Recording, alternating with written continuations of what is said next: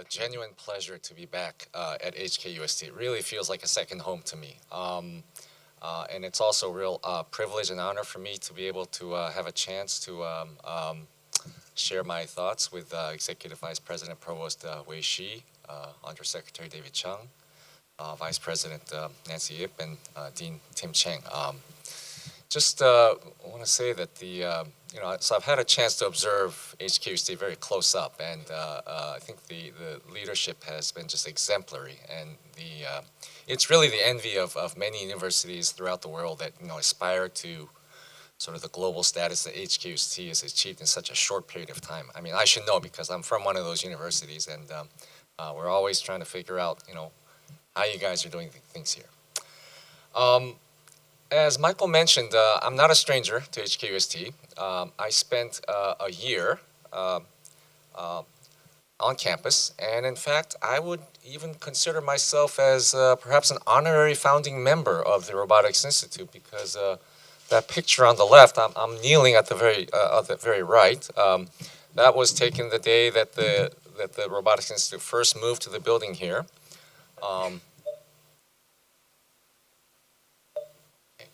All right. I brought a very large contingent of graduate students, 9 graduate students, each of who stayed for at least a semester.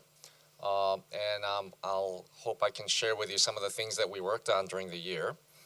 And the hospitality of Michael Wang and Zishang Li was just really remarkable. And in fact, I managed to convince my wife that we need to repay our hosts in some way, and show our gratitude. So my wife happens to be a graphic designer, and so I managed to convince her to design the logo for the institute. And okay, and so.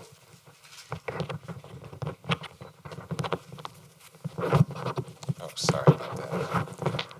Yeah. So. There's actually a concept behind these logos. It represents robots and people coming together to create this sense of excitement and creativity and energy. And I think it's captured pretty well by what's going on at the Institute right now. But anyways, I could reminisce for the rest of my time about all the pleasant memories and wonderful things that I did here. But that's not the point of this talk. What I'd like to do is try to convey to you, if not sound the alarm, maybe convey to you a sense of urgency that robotics is really going through a major revolution right now. And I want to sort of convey this sense that that RI, HKUST, and Hong Kong need to position itself in a very strategic and careful way to maximize its impact. So Rodney Brooks, one of the leaders in our field, likes to say that when we look at phones from 20, 30 years ago, our children look at the phones from 20. What is that? They look at a so-called laptop computer the size of a microwave oven, and they say, "What is that?" Right? So he says that our children, when they grow up 10, 20 years, 30 years later from now, when they look at today's robots, that will be their reaction. So today's robots will be seen as very clunky, anachronisms. And that's, I think, where we're headed. So, robots, of course, it's not to say that robots have not been around. They've certainly been around for a long time. A visit to a car factory makes this fact very clear. So the robots in these types of settings, the description that we use is that these robots are good for 3D tasks, dirty, dull, and dangerous. So these robots are good at painting, welding, lifting, and moving heavy objects. But the thing to note is that these robots operate in very structured settings. But now there's this entire new domain in manufacturing where robots have not had such an impact. And that is actually right across the border, in fact. The Pearl River Delta region, which I think it's okay to include Hong Kong, is basically the world's factory. These are just a sample of some of the products that are made there. We like to use the word 3C. 3C stands for computer, communication, and consumer products. Most of the products are manufactured across the border in Shenzhen. There are also many other products, from soccer balls to sports shoes to sports apparel to you name it. And these products are becoming very high tech, even though they appear simple. If you look at an athletic shoe, for example, it's not your shoe from 20, 30 years ago. There's a lot of technology in it. These products are now manufactured in factories that are not very well automated. So this is a video from ABC News. I'm not sure why it's, let me see if I can try to get it to play here. Assembly, more robots, but the sleek machines that dazzle and inspire and change the lives of people 8 to 80 are mostly made by hand. After days and 325 sets of hands to assemble an iPad, they tell me. And they can turn a raw hunk of aluminum into a sleek design, complete with the bitten Apple logo, at the rate of 10,000 an hour. At the end of this process, I find 27-year-old Xiao Ying, who carves the aluminum burrs from 3,000 apples every shift. What do you think? Assembly, more robots. So,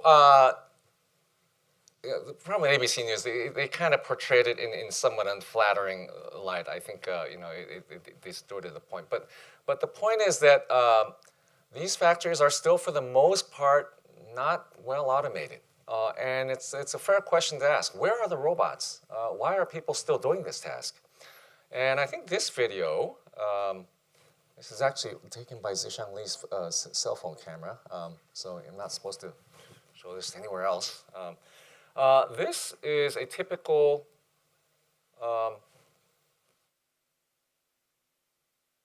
these are the types of tasks that are done. Okay, so here we go.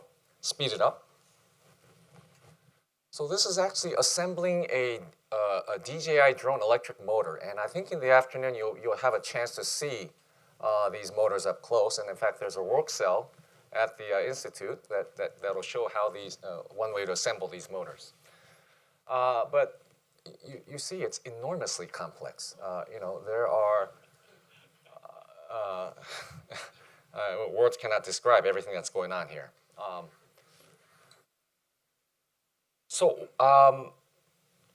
We in the community like to sort of joke that maybe you know about the Turing test. Right? Is this true intelligence? Well, maybe this could be a Turing test for manufacturing. And so if a robot can perform this task, then you've reached the point where the robot is as good as a human or indistinguishable from a human.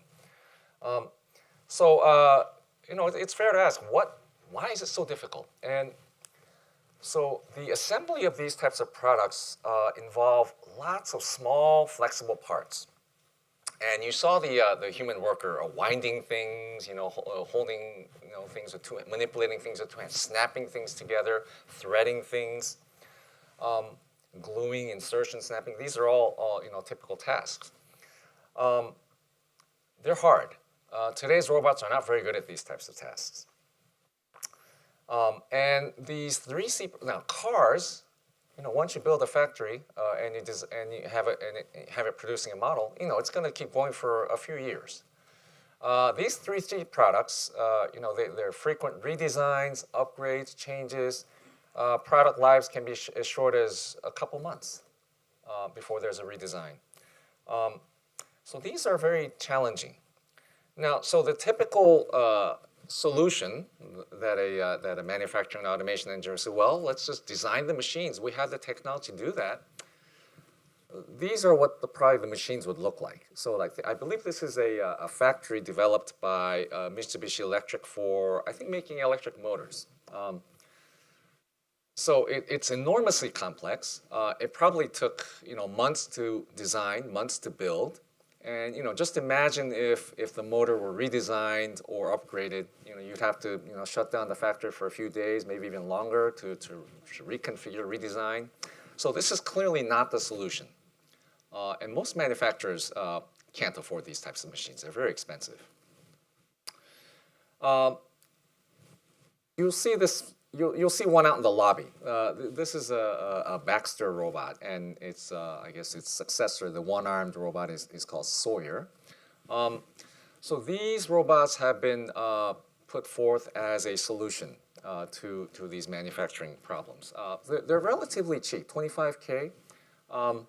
But I think when you see the demo outside, you'll see that it's got a really long way to go before it can start, doing useful things. I mean, it's okay for playing tic-tac-toe, I think. But assembling those motors, I think we'll have to wait a few generations. So clearly, this is not yet the answer.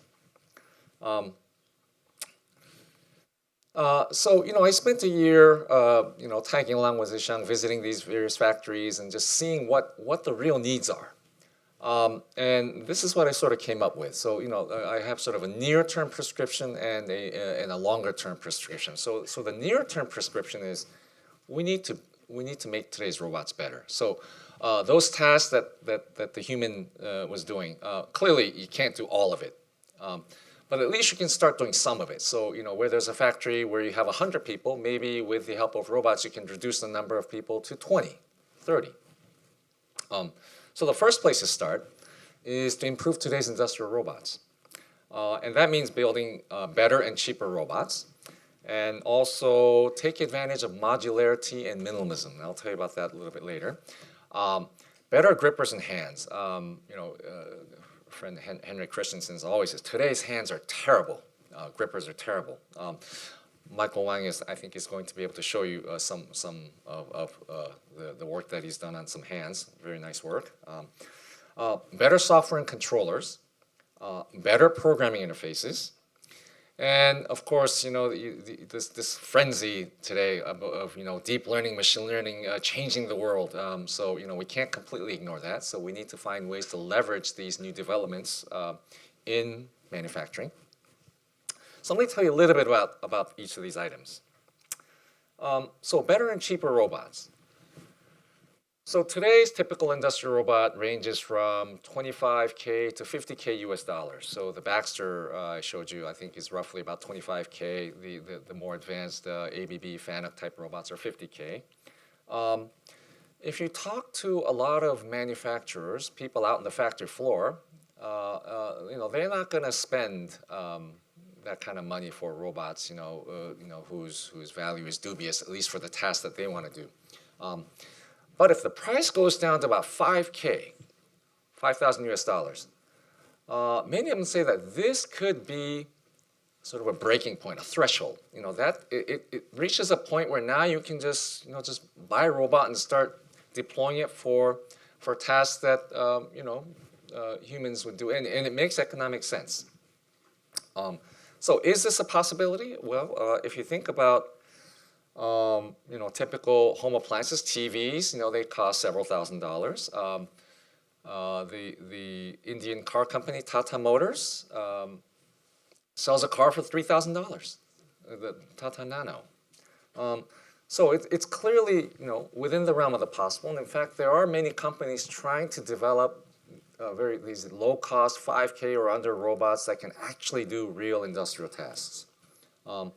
But the general sentiment now is that this could be, what the PC did to create the PC revolution. A 5K robot, a really good 5K robot, could be a major disruptive force. So modularity and minimalism. So these are not new ideas. The idea of building modular robots has certainly been around for a couple decades. And these are some of the ideas that Michael and myself and our other collaborators came up with in 2016 while I was here. And we're still continuing to evolve and develop these ideas. But what's changed is that hardware has gotten better, cheaper, and our software and algorithms have also advanced to a point where now these things can come together and really sort of make a critical difference. So rather than building these full-fledged, all-in-one robots, think of it as a Lego set for building these types of robots.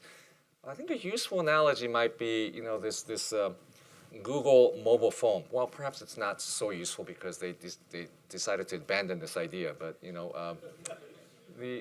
so the idea of phones, when you buy a phone, you basically get what you buy for. If you want a better camera, you have to buy a new phone.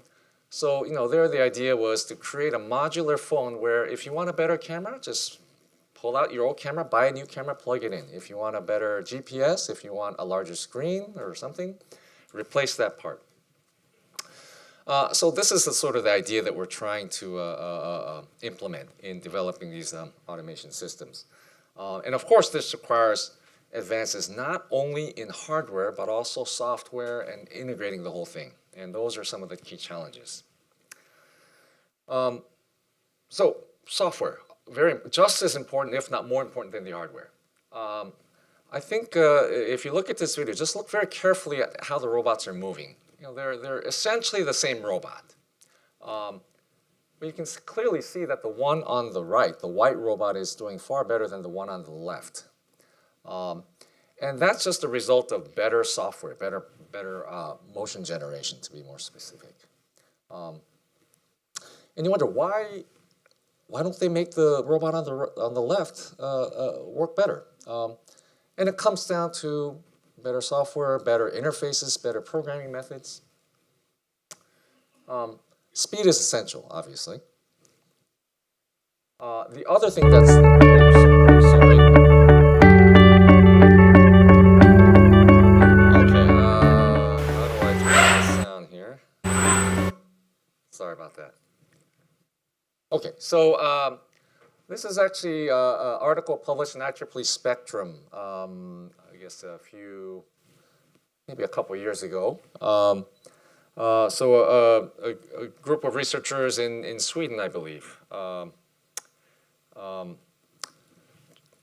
did some experiments and came up with some algorithms for generating energy-efficient motions. And they found, their claim is that just very slight changes in the motion can improve energy efficiency by 30 to 35%.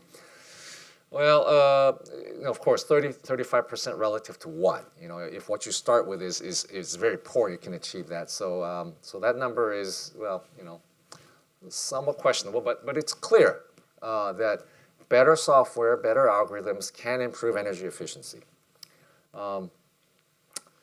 So what's the status of current motion software? Well, it's still not a technology. So what I mean by a technology is that it's a black box. You don't need to worry about how it works. If you give it a certain input, it'll come out with a certain output that you can trust and rely on. Well, the motion software is not quite at that stage yet. If you want to delve into the technical issues, the optimization, it's still not completely understood. The algorithms still slow, somewhat unreliable, and the models that we use are still somewhat uncertain. But from a practitioner's point of view, basically the current systems are very hard to use, they're not cheap, and they don't really meet the practical demands of real users. And how do I know this? Well, I actually went to the factory floor and talked to the real users of these robots. And I'm not talking about the car factories where they buy the expensive $1 million robots from KUKA and ABB, but the small shops, the medium-sized factories that use robots in settings like I just showed you before. So this is actually one of the things that we worked on, that my students and I worked on in collaboration with our partners here at the Robotics Institute. So we developed this library. Oops. That was my student's idea. I was a K-pop fan. So we developed this library interface that actually calculates fast motions, energy-efficient motions, in a meaningful way. So actually that takes into account, the real robot and its environment. And it's fast, quite useful. It cannot even also, take into account situations where, in the typical factory floor, you don't have just one robot, you have many robots. And sometimes you want to coordinate the robots in a ways to make most efficient use of their capabilities. So, one robot may need to work very fast while the other robot it's okay to take it easy. So the software can help. Now the next item is better interfaces. Those of you can read. So this is a quote of Mitsubishi Electric's Kodaira. I think he's an executive there. But he points out that one of the major costs of operating an industrial robot is it's not the hardware, but it's actually the programming. So if you take into account the cost, not just buying the robot, but actually hiring an engineer and the time invested, so he calculates roughly 40% of the resources in using an industrial robot can be due to the actual programming. Okay, so how are robots programmed? If you go on the factory floor, engineers will use this contraption. This is a typical robot, what's called a robot pendant. So it looks enormously complex, but they'll use these things and they'll move the robot to certain postures and input them, and then the robot then generates a smooth motion through these postures. That's the way it's typically done. Extremely inefficient, extremely slow. And you wonder why are controllers still being designed this way, right? When you look at Xbox and PlayStation and these the new generation, their brains are wired differently. They just are enormously good at these joystick type controllers. So I know there's some work in that direction going on. Okay, so those are some of the sort of near-term prescriptions in I think in improving today's industrial robots. There's another aspect to automation. And in the video that you saw of the Apple factory, the tasks that the humans were performing were relatively simple. They would pick up an iPad, maybe hold it up to the light, polish it, and then maybe put it in, wrap it. And you wonder, well, why can't the machine do that? It looks fairly simple enough. But it turns out that the human is doing more than just picking it up, putting it in, closing the lid. The human is actually inspecting while manipulating and moving the object at the same time. So they're looking to see if there are any scratches, if there are any burrs. You saw the operator actually polish a certain part to remove a piece of dust or maybe film or something. So inspection is an equally important component of automation. And people often neglect that. So I had a chance to visit the DJI factory with Zishan a few times.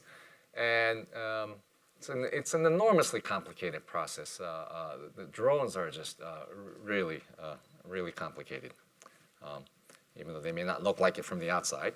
But one of the stages in the assembly is actually inspecting each electric motor. So a typical drone has anywhere from 4 to 8 motors, electric motors. They need to be inspected.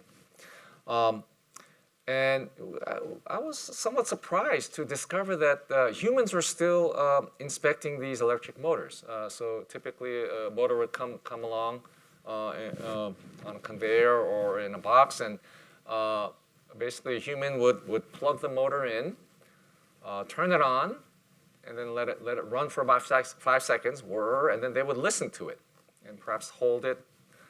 And to us, they sound the same, but obviously these are trained experts, and they can tell whether a motor is defective or not just by listening to it and sort of feeling it, holding it. So this is clearly a process that begs for automation. And there are actually several other instances of inspection tasks like this. So we visited some smartphone glass manufacturing companies. A large one called Lens Technology, I think, is actually a sponsor of the Robotics Institute. So they manufacture glass, smartphone glass, And it's not just simple glass. There's actually a lot of stuff on there. But these also need to be inspected. And it was also surprising to discover that for the most part, humans inspect this glass. It turns out it's actually trickier. There are 50 different types of scratches. Sometimes there could be a piece of dust on it that you can blow off. Other times they're real scratches. And these all need to be done in real time. Today's machines are not there yet. They don't quite have the accuracy, and they're unbelievably expensive. But of the 100,000 people employed at this one factory that we visited, we were told that roughly 20% of the workforce was doing inspection. So clearly, if you can automate this, it can certainly reduce costs and improve efficiency for the factory. The list goes on. Fabrics, materials.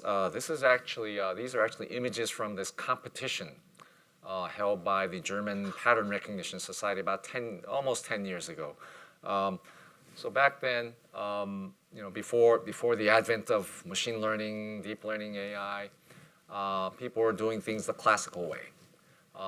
So they had a contest where people would develop software algorithms to determine whether something was a defect or not. Okay, and these are some examples of those images. Some are pretty obvious to the human eye. You can tell immediately that's a defect and one is not. Idea is you want to generate a program that can do this automatically. So at the time, I believe the winning team, I think their accuracy was roughly between 80–90%, and it was a lot of work developing this software. So clearly, these are tasks that need to be automated, and it's most of us know all about even in the popular press everywhere we hear about machine learning, deep learning, AI. These are in fact tasks that are perfectly suited for these new types of algorithms. The floodgates really opened, I guess, with the the image classification a few years ago. So you may have read in the popular press about this neural network-based classifier that can recognize cats in arbitrary images, and they have this network that they train with lots of sample images, 1.2 million images, for example, and they add labels. This is a cat. This is a mite. This is a container ship. This is a mushroom, so on. And it was able to do pretty well. So the types of inspection problems that I just showed you are in fact perfectly suited for this type. Of course, to me, my background is in sort of systems and control and optimization, mathematics, and so to me these all look to be problems of basically function approximation. So for example, there are dimension reduction, clustering, classification problems. What the neural network guys have done is they've come up with a very specific type of function approximator. So this is a typical a neural network, and the reason that people call these networks deep is that now there are many layers. And just roughly speaking, the more layers they are, the more memory you need, the more computation you need. So my record at making predictions is not so good, but I remember 20–30 years ago I said neural networks are done. They're useless. This was after I'd read one too many paper on an application of neural networks to solve the forward kinematics of a robot, which was at the time the dumbest way to do it. Well, how wrong I was.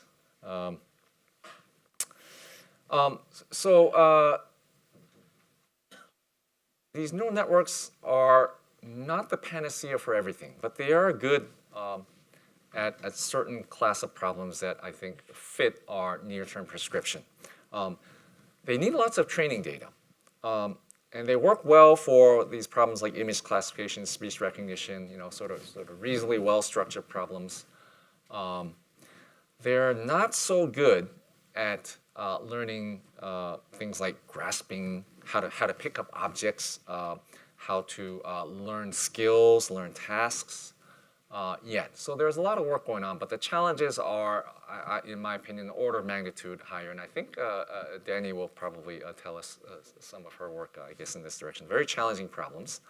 To me, it seems like methods that exploit both the model-based approach together with some of these new machine learning-based approaches offer the best hope. In fact, because of this difficulty in obtaining data, some teams are actually developing accurate physical simulation systems to create data to train these networks. I also have to point this out. So like I said, it's a frenzy right now, just sort of piranhas smelling blood. Everybody wants to use deep learning for this, that. It's going to change, everywhere from the dentist's office to, the battlefield.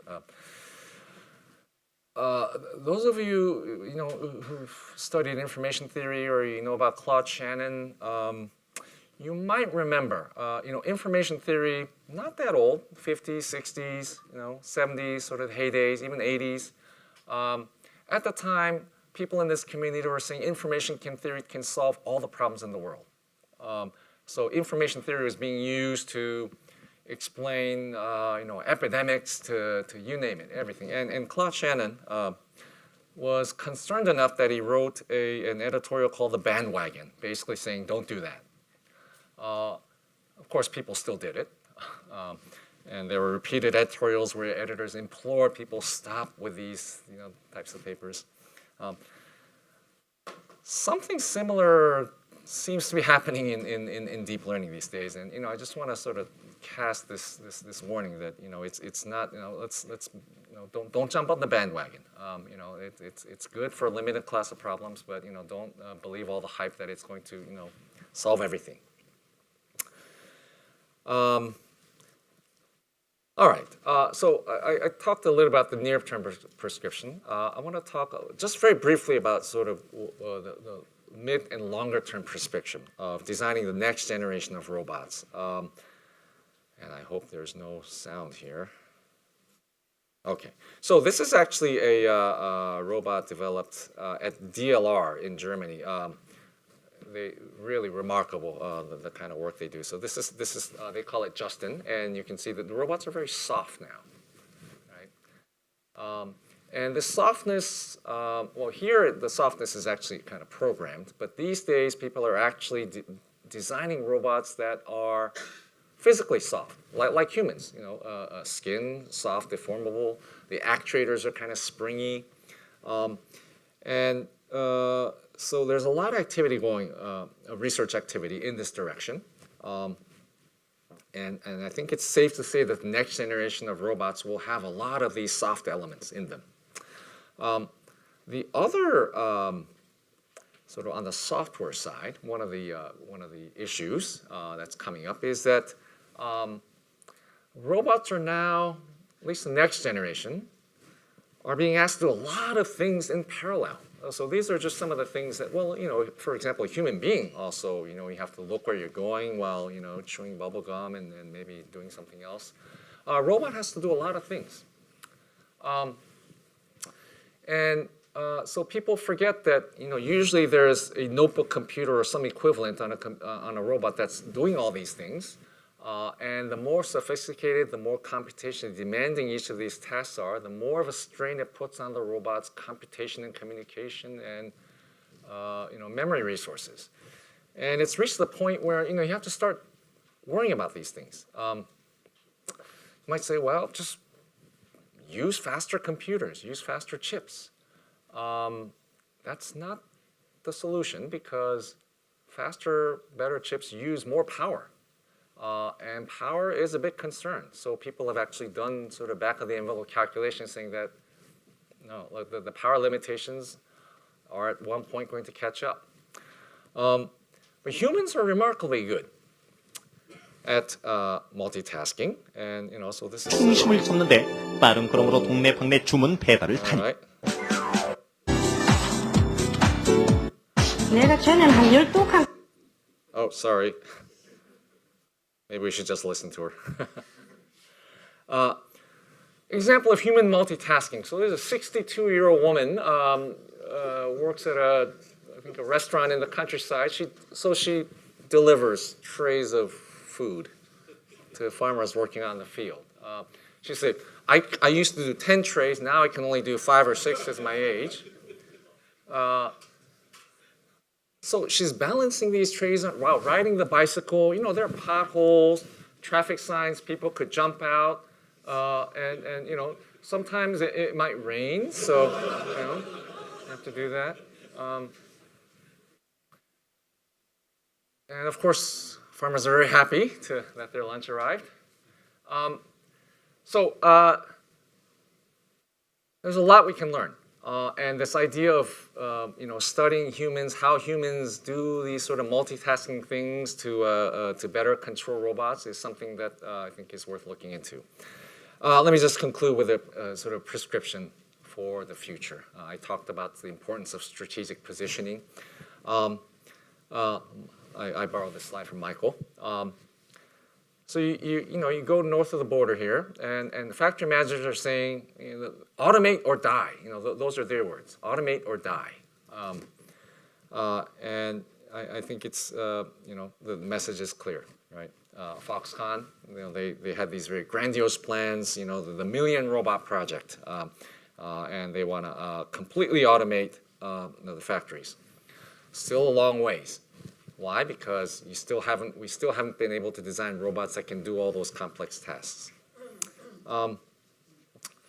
So in concluding, I would just sort of my prescription would be, don't ignore what's at your doorstep.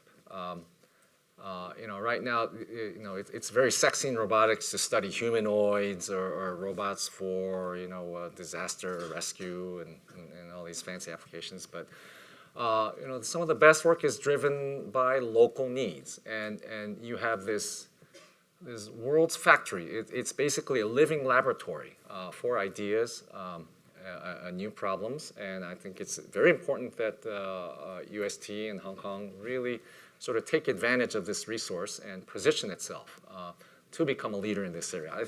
Nowhere else in the world do you have that sort of living laboratory with real problems. Don't follow the herd.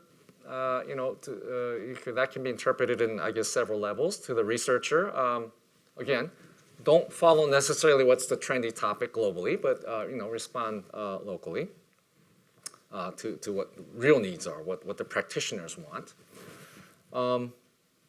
And finally, swing for the fences. This is sort of, I was hoping Undersecretary Chung would be here, but so I think it's very easy to fall into the trap of when you're a funding agency, to sort of invest in sort of safe incremental progress, to fund projects that that have nice timetables and nice milestones, and that are assured of something visible. I don't think that's how progress is made. Swing for the fences is actually a baseball metaphor. If you follow American baseball, if you swing for the fences, that means you go for the home run rather than the single or the double or the easy hits. And I think those are the kind of research that really should be engaged in robotics right now. Okay, I'd like to conclude with that. Thank you very much for your attention.